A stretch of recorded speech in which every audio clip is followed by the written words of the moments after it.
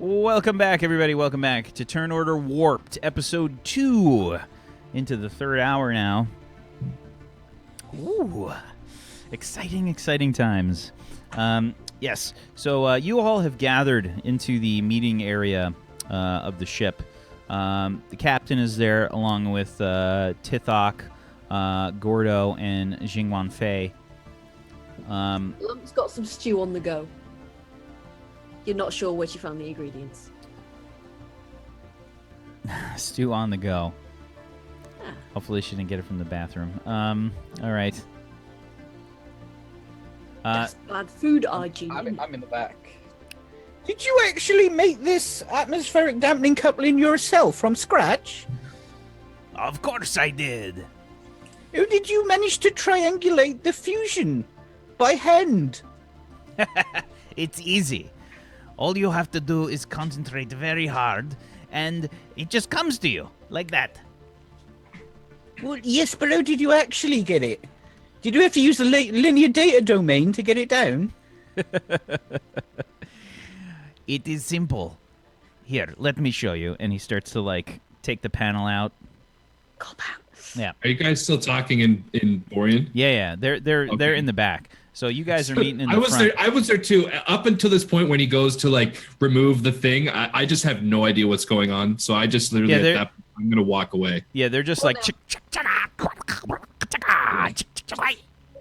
my head. I'm gonna head back upstairs to where Watt was. Okay.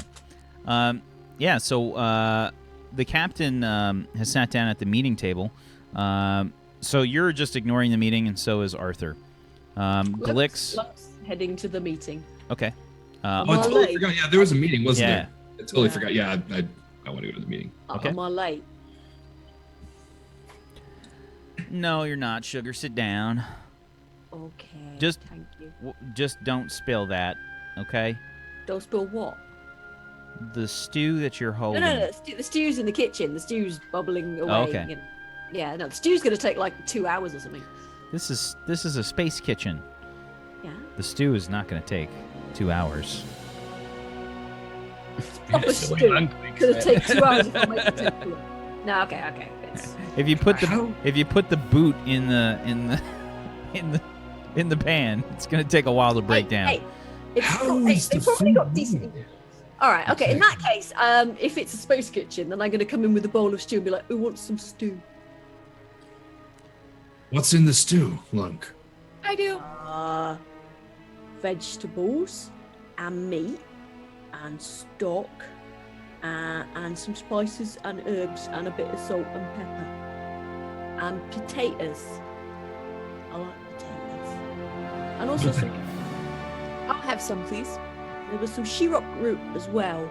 I wasn't sure about it, so I just grated it really fine. There you go. Have that. It'll put meat on your bones. Anybody else want some? I made a big pot of it. I kind of spoon some up like it's been a while and look at her and wonder, she's clearly she might not be the smartest being in the world. It's not bad stew. It's not the best ever. Go ahead and give me a cooking check here. So it'll be cooking plus probably intuition. 346, right.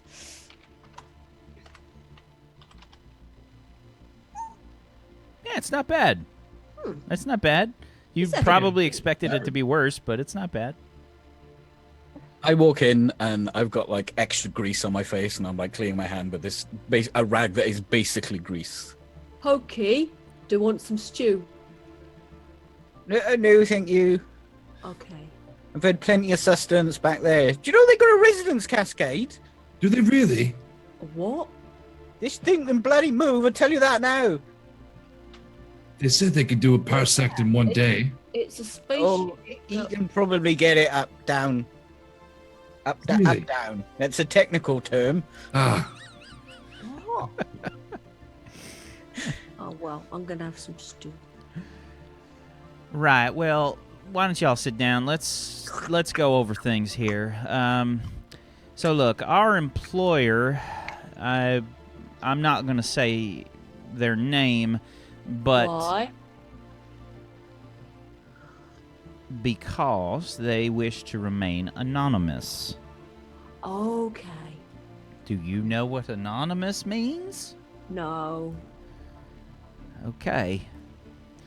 Well, anyway, it seems that one of their transport shuttles that's carrying some important cargo for them did not arrive. And a day or two later, they started to pick up a distress call from this transport. Now, it seems like there was no message with the distress call. The beacon was activated. It's coming from the Felix system. So, what we're going to have to do is head on over there, find this cargo, and bring it back. What exactly is the cargo? Don't know. Let's see. We're just paid to bring it back. And That's fair. if there are any survivors, if we can bring them back too, that'd be good. So what exactly is our plan of attack?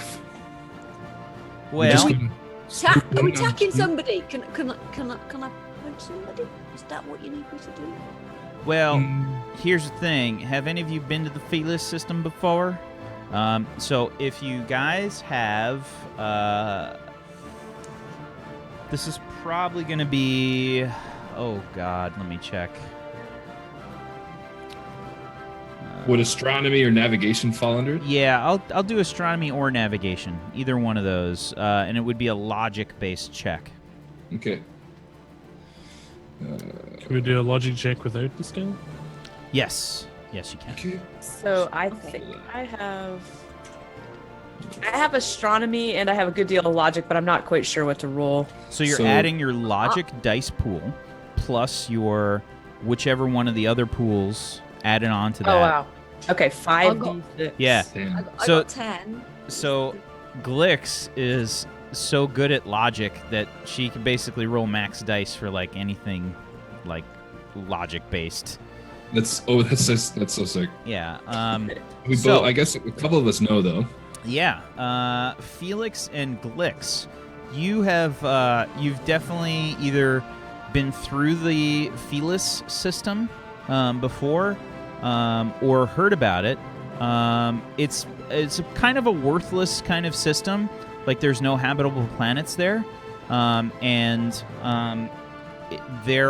it's mostly like ice planets, and let's see, let's get all the deets.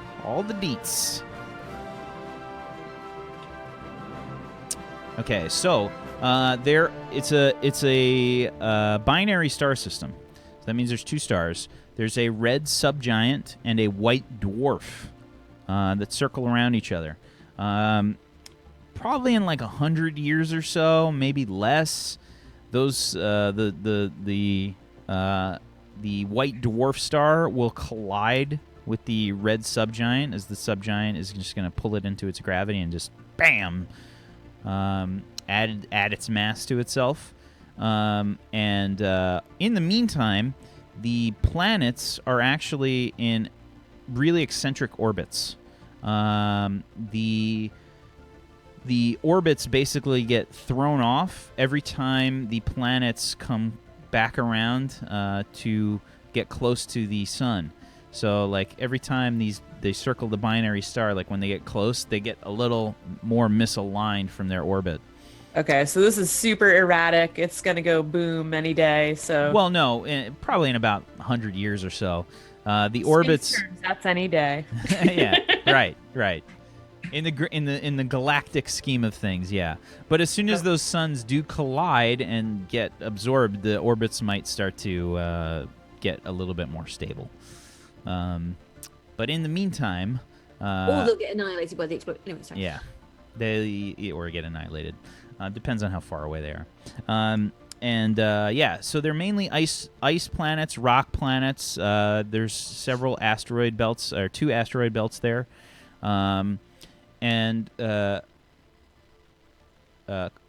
just begins to tell you that they got the signal from the 5th planet in the Felix system. So, long and short of it is the 5th planet in the Felis system, Felis 5. It's an ice planet. It does not have a very habitable atmosphere. From what we can tell, the beacon's coming from there. We've picked up some debris on our long-range sensors, so we could be in for a little bit of trouble here. I'm not exactly sure what to expect. As y'all know, the frontier out here ain't too friendly, and, well, there can be some bad people, and we don't know what happened to the shuttle as of yet. So we're going to take a look at this debris and possibly send a team down to the planet. Now, we have some enviro suits because, well, you're looking at some pretty extreme temperatures on this planet. We're looking at possibly the temperature dropping to minus 200 degrees centigrade. That's a big number. It's really cold. That's freezing. Yes, it's very freezing. I grew up on a cold planet, but I don't think it was that cold. I don't mind the cold, but sometimes it gets really cold and then your fingers go all blue and it's like... Well, this is far, far colder than that even. Yeah, you're going to definitely need enviro suits to go down to the planet. We have some to give you. Does you got a big one? Yes, we do have a big one. Good. Okay. I didn't want to stay behind because I wanted to look after the squishy. You're going to have to watch yourselves down there. The wind is extremely strong. There's pockets of unstable gravity, and it is definitely heavy gravity on the planet. Oh. How unstable? Well, we can't be sure. We've never been down there, and frankly, our sensors aren't going to be able to pick up much from the planet's surface. What we're going to have to do is send a team down to the surface, and to pick up anything on the planet, you guys are going to have to bring down some sensor boosters. If you send up a triangulate, if you triangulate a position with the sensor boosters, we'll be able to pick up the signal. Communications are also going to be a bit scrambled. We got a triangle scramble? Yes, Glix, triangles. I'm sure you're following all of this, right, Glix? I am, actually. Bloody well glad somebody is. Okay, so we just do what you tells us, right? That's right, Lunk. That's Okay, right. so I can stop. Okay. The signal's jammed enough that we can't tell exactly where this crash site is for where this ship we suppose crash landed on the planet. We can only pick it out within a few miles, but what we can determine is a rough bearing once we get you down there. Beyond that, you're gonna have to set up the sensor beacons to let us to use any of our sensors on the equipment or to help you out in any way with communications. Once you're down on the planet, we won't be able to communicate. Do you have any planetary rovers or anything? We do. We're going to send you guys down in our rover, but you're going to have to watch it. These winds are extreme. We'll be fine. Okay, so are we assuming that Felix is gonna pilot the rover as well? Yeah. Okay, good. I can drive. What we'll do is we'll drop the rover, and it has its own landing apparatus. Once it lands, you can pilot the shuttle down and meet up with it. So you're going to have to navigate through some pretty extreme atmospheric conditions. The winds are extremely strong. There's unstable gravity. And once you get down there, I'm going to recommend that you guys find as much cover as possible from the winds. Like I said, it can reach negative 200 centigrade. Even with the enviro suits, it's going to be pretty dangerous. Well, the rover should be fairly planted, though. Yes. But In the if possible, you're going to want to drive through any, well, canyons or stay behind cover from the wind wherever you can. Understandable. Are we to expect any storms or anything of the like? The planet's weather is extremely unpredictable. Ooh, here's hoping Felix has renewed luck pool. What time are we looking at here? Are we? It hasn't been long since you guys left. It's still going to be about a day or so before you arrive. Okay. Sounds good. Do you perchance have the manual on the rover nearby? I'd like to read up before we land. Sure, I'm sure Watt can part with it for a few minutes. And Well, you bloody need to read. You just point it in a way it's got to go. That's Just how I drive. it'll be worth it. It'll be worth it. Just let me read. Should I look at the manual too? Because I might need to drive if you need to do something else. That's up to yourself if you'd like to have it after I'm finished. Judging by how I knew this ship is, it's probably one of them Makos. They basically drive themselves. Flippy, can you read it to me? Because I'm not very good at the reading. Is there anything else, Cal? Pictures.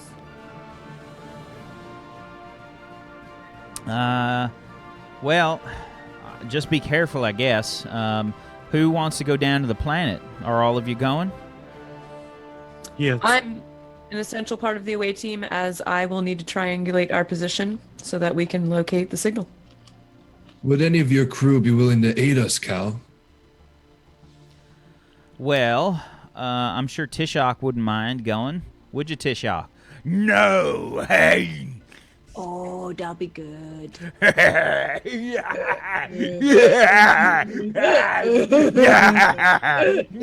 Perfect. This should be fun then. So, all y'all going, as well as H.A.W.K. Okay, well, it's going to be a bit tight in the rover. We'll make room. We'll make do. Oh, I can squish up little. Like this. Shug, I don't know if Ogrons can squish, at least themselves. I know they can squish other people. You can sit on my lap. If it helps, I don't really need to go. You're not going with us, Pokey. Be nice to have you with us. What happens? I don't want to take up too much room. What, We can't get the Ogron on. What happens if the tingy breaks down? Right, all you got to do is if you mess with the confabrillators and then Listen, The what? What are? we need Fab. Relator. Arthur. Right. Oh. Just Arthur, you're coming with us. You're coming. Perhaps I understand that an engineer is a valuable member of a team. You could sit on my lap. I'd rather not. I got really bony knees. There's more Like than a enough muscle, room. right? Well, you know. Rather sit on his Muscle's knees. so taut that it feels like, it's not comfortable. I look at Lunk's knee, and then I look at Hawk's knees, and I'm eyeing up Hawk's knees right now. Can Hawk ride on the roof of the rover? Well, one of y'all can hang back on so the racist. Sorry. one of y'all can hang back on the cannon on the back. I am skilled in gunnery. Perfect. Normally, there's only space for 5, including the gun spot. But no, I suppose if y'all squish in there, maybe. Squish why do we on need my to- knees. Two Ogrons. Okay. We've already got an Ogron. 2 Ogrons is better than 1 Ogron. Because we can smash Yeah. twice. Right? Actually, it's inversely important. It's a what? Usually makes it worse. I No. as I start to say words, I look at Lunk going, "Ma, it usually makes it worse. Look, Two Tish, maybe cooks. just let them go, okay? Do you think you can stay by on the ship? Just hang back behind? Okay. Oh, I'm sad.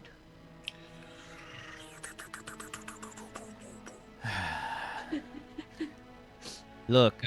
While that was going on, I just want to say I tried to sneak out of there. Yeah, sure. Go ahead and roll me a stealth check with your agility, or your agility. So max. 5d6 is max. Yeah. Okay. Yeah, absolutely. You just Yeah.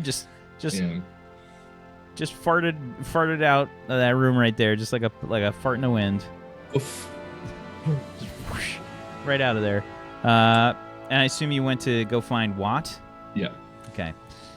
So Watt is in the cabin, and it looks like he's peering over, looking over various instrumentation. He's about ready to send the ship into FTL. Okay. Yeah, I sort of just kind of creep up, and then I'd say, "What? Do you have a copy of the rover manual?" He gets like real squinty eye and just like looks at you. That's right. You don't know what I'm saying, do you? He says again in Venetian. And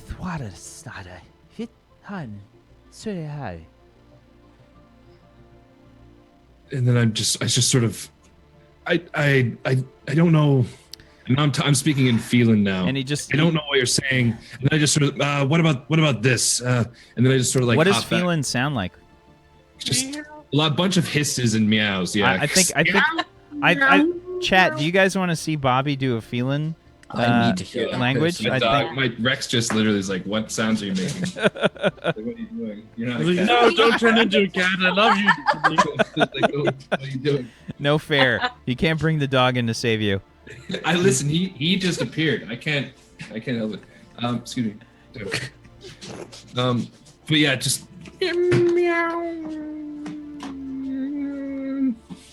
extended.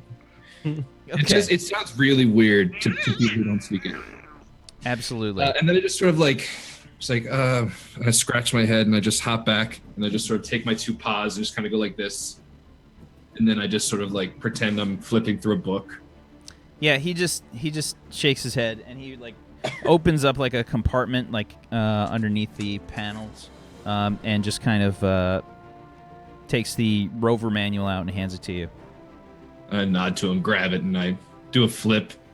I want to do a flip right where I'm standing. And I either do it or do I have to roll for it? Yeah, roll for it, man. Okay. That's just agility. Yeah. God damn it. Okay. Yeah, you almost flub the landing, but you just barely make it. It's like one of those situations where like a cat like it almost falls off the bed and just tries to look like they totally meant to do it. Like I sort of like stop and catch myself, and I just don't look back, and I just head back downstairs. Yeah. I meant to do that, god damn it. Yeah, exactly. absolutely. I have some cleaning to do right now. Urgent sudden cleaning. So He yeah. starts licking his own balls for no reason. Yeah, absolutely. So you start to head down. Where's the rover? I got the rover too. Where's the rover floor?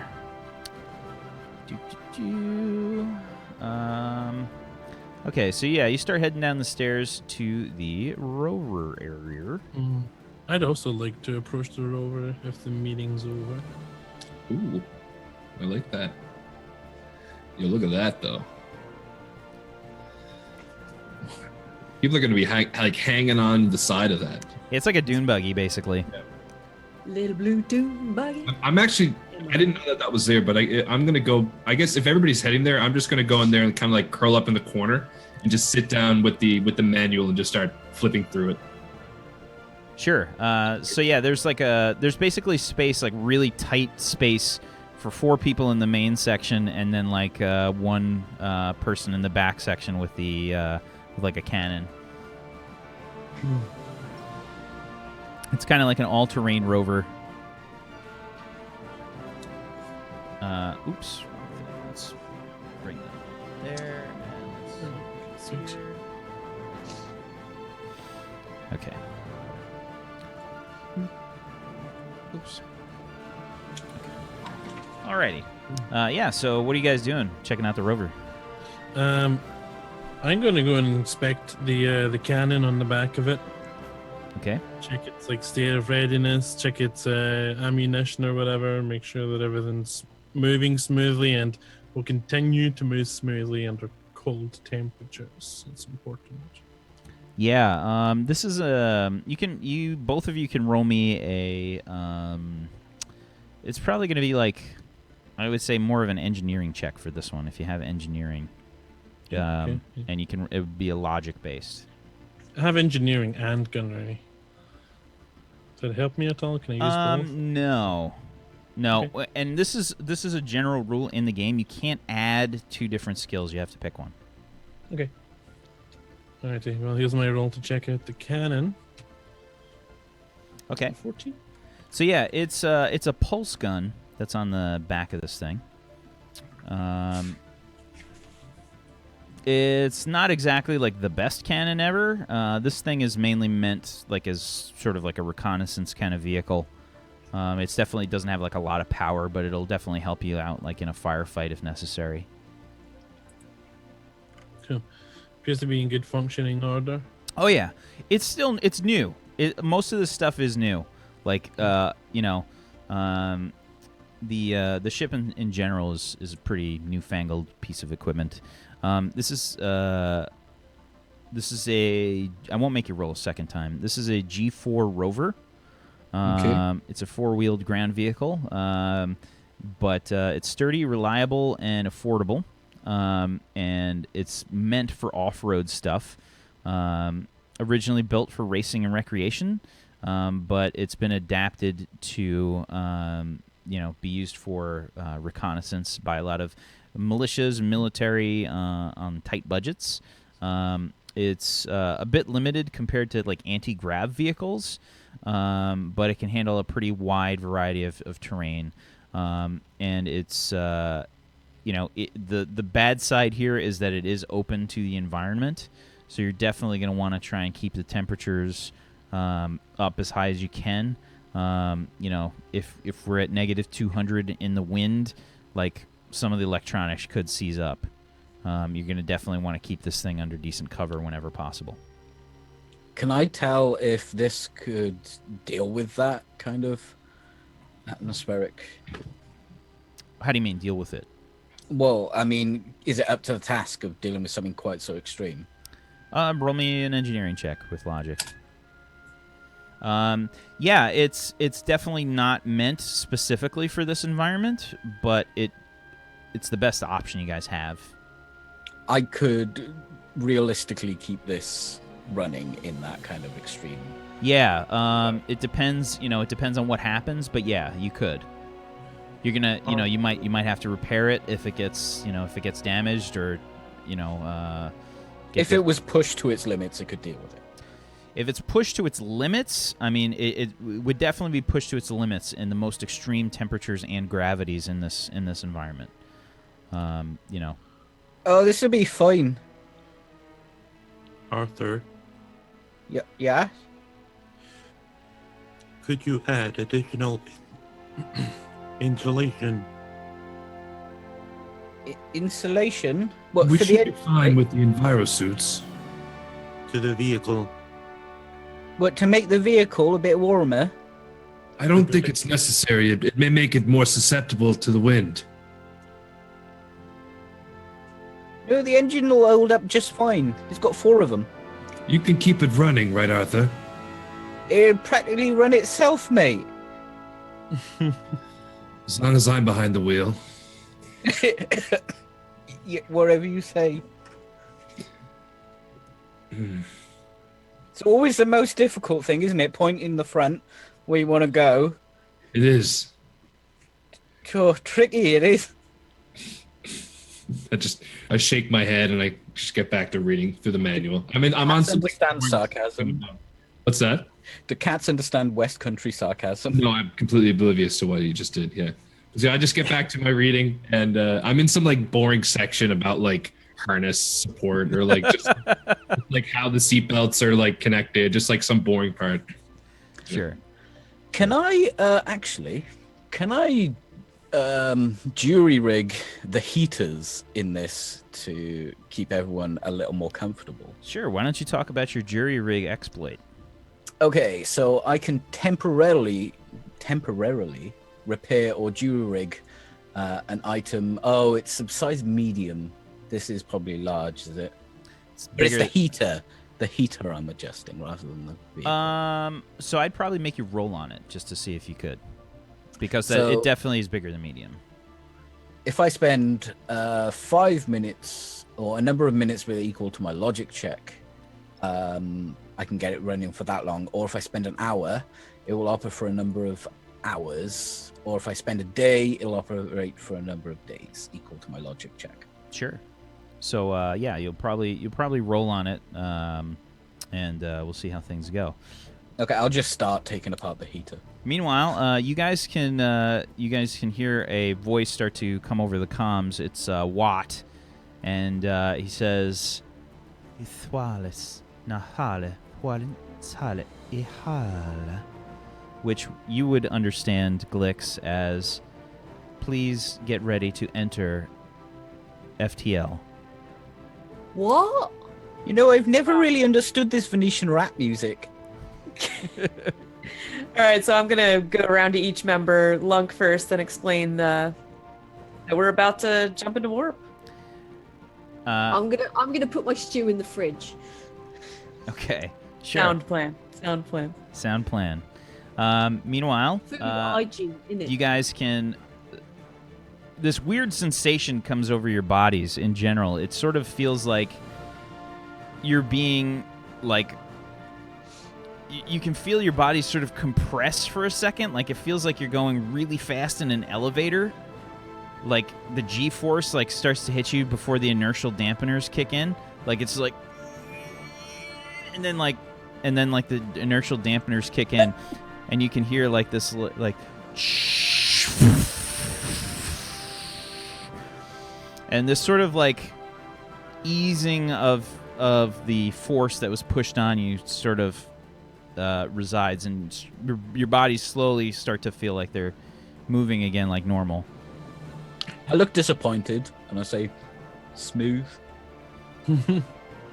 Yeah, Hawk didn't even like move a millimeter when all this kicked in. That was Stood there weird. completely solid. I don't like it. By the way, Lunk, you're a bit quiet. Am I? Sorry. How's that? Better. Okay. Okay. So the ship starts to into FTL. So you're jury rigging the rover to try and improve the heaters and whatnot. Is anybody doing anything else while you guys are traveling? I'm making everybody pack lunches. Okay, give me a cooking roll. Okay. Cooking and Clanky's into- pack lunch is some batteries in a little plastic bag. Where are we? Say cooking What's and the int. again? Cooking and int. Int. Okay, so 4. Int. You guys have some wonderful little pack lunches that are prepared for you. There's going to be a little bit of cress on the sandwiches. Yeah, the only thing is, if you guys decide that you want to eat them on the planet, you might have a few problems. You might want to eat those before you get down there. Yeah. But 'Cause I'm going to come ambling up to the. To Otherwise, the it's going to be a lunchsicle. Yeah, I sort of like I'll just come up and just be like, hand everybody a little paper bag. There's yours, and there's yours, and there's yours. And there's yours. I'm currently eating oil-covered sandwiches. I've probably just been following Felix around. Yeah, I'm literally just in this corner. Yeah. You know? Just So- away. I probably made you fish sandwiches. There you go. Fish finger sandwiches, Just No, gobble just it down. fish sandwiches. ketchup.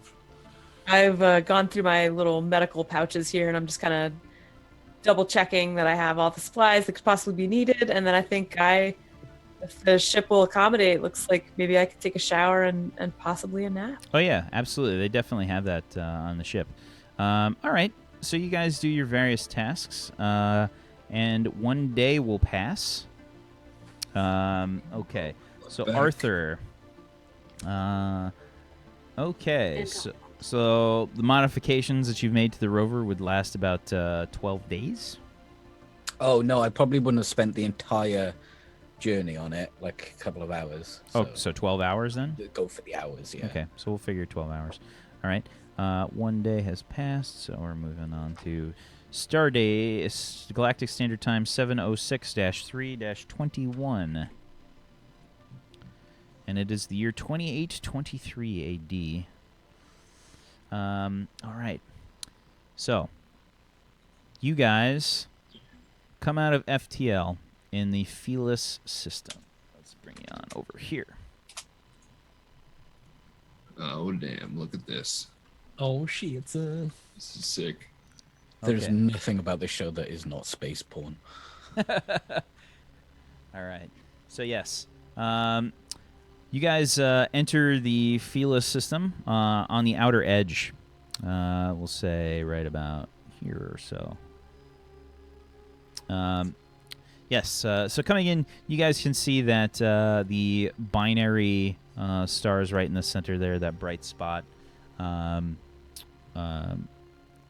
are causing these very erratic and eccentric orbits.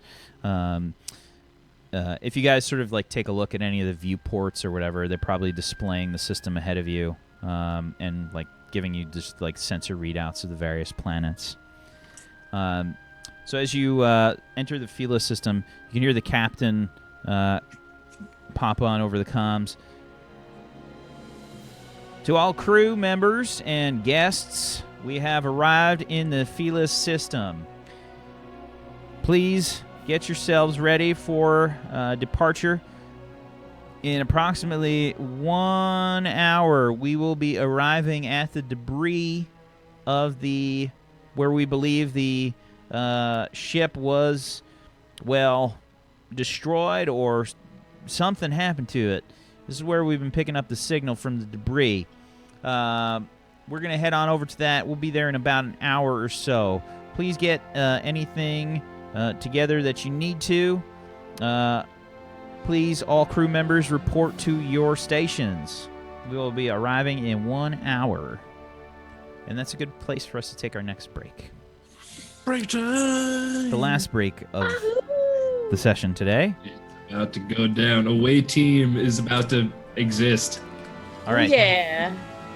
So we will be back in 5 minutes, guys. Stay tuned for the final hour of Turn Order Warped, Episode 2. Should I wear my red